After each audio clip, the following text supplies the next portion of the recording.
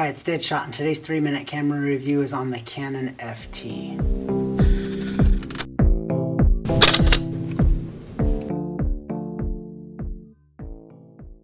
The Canon FT was released in 1966. It is not a small camera, and it's not very light either. It's quite a bit taller than some of the other cameras out there that I've used, but it feels pretty nice. The Canon FT is a pretty basic camera. There's not a lot of fancy features on it. It does have the essentials though, such as mirror lockup, a self-timer, and depth of field preview.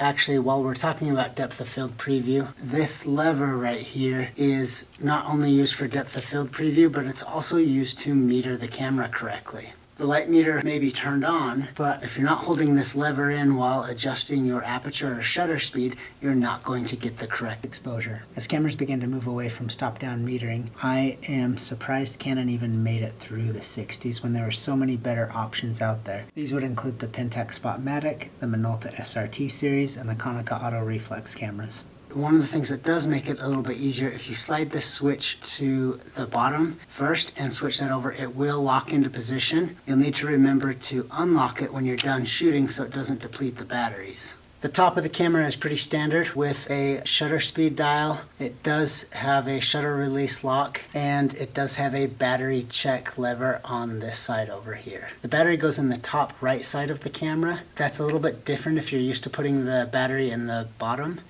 To open the film back, you'll lift this lever and twist the knob, and the back is open.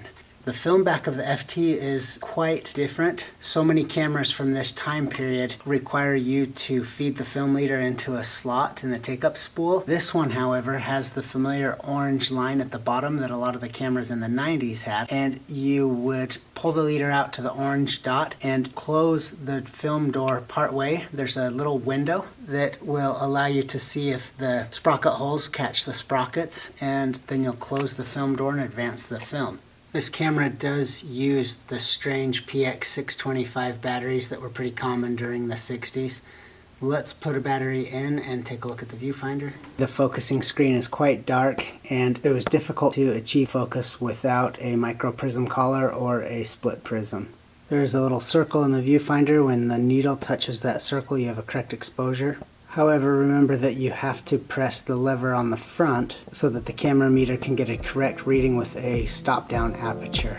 Here are some of my pictures taken with the Canon FT.